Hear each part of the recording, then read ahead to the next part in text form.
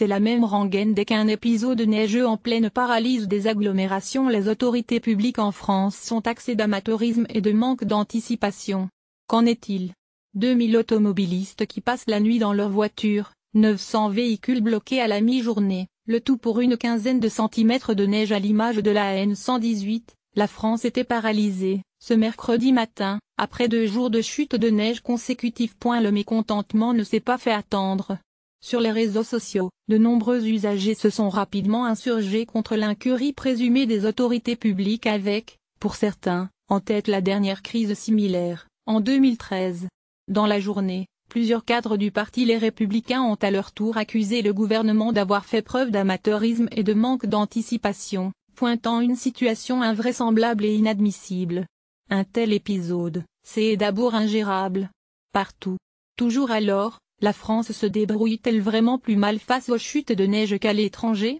Pierre Cerne, conseiller ELV en région Île-de-France spécialisé dans les transports, et formel. Un épisode de neige plus verglas, dans un premier temps, c'est ingérable en termes de transport, écrit-il sur son compte Facebook. Partout. Toujours. Pour appuyer son propos, ce membre du mouvement Génération S de Benoît Hamon relève notamment plusieurs cas de pays en partie bloqués par la neige, y compris dans les régions les plus exposées à ces épisodes et donc supposément mieux préparées. En novembre 2017, le Journal de Québec évoque par exemple quelques centimètres de neige en ville. Les précipitations collent à la chaussée glissante, s'alarme le quotidien. Les autoroutes en Riff, Robert Bourassa et Charest sont très encombrées. Le réseau urbain tourne également au ralenti et des problèmes sont à prévoir au centre-ville. L'élu francilien cite également des villes paralysées par la neige en Suède, en Russie ou encore en Allemagne. Même à Moscou, les gens peuvent se faire surprendre, appuie Olivier Razemont, dont le blog sur Le Monde est spécialisé dans les transports. Il suffit par exemple que les chutes de neige se produisent plus tôt, ou plus tard que d'habitude.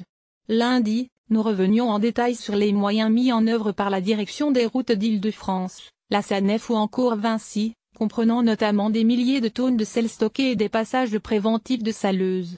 Mais comme le porte-parole du gouvernement, Benjamin Griveaux le rappelait ce mercredi matin, il est techniquement difficile d'anticiper le nombre de centimètres de neige qu'il va tomber.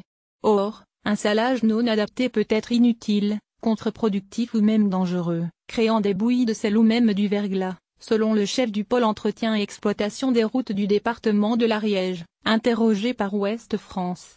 Au Canada, il tombe 60 cm et tout le monde roule. Au niveau des transports, les mêmes techniques semblent être employées par la SNCF et les chemins de fer fédéraux suisses CFF pour maintenir le réseau en état de marche en période de grand froid. Déneigement, chauffage, désaiguillage et équipes prêtes à intervenir sont notamment mis en avant. Interrogé sur BFM TV, le ministre de l'Intérieur Gérard Collomb a néanmoins reconnu que la France ne pouvait acheter beaucoup de matériel pour une utilisation une fois tous les 3 ans.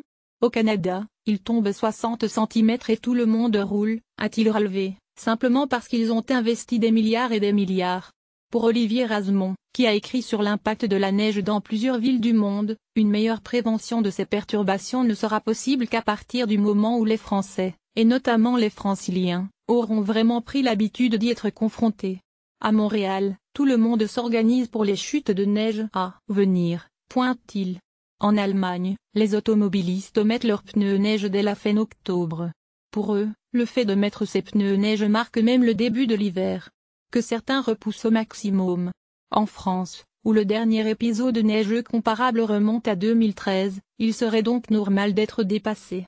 Les gens qui ne sont pas habitués ne peuvent pas anticiper, conclut-il. Mais pas sûr que cela ne réconforte beaucoup les milliers d'automobilistes qui ont passé la nuit de mardi à mercredi dans leur voiture, au milieu d'une route verglacée.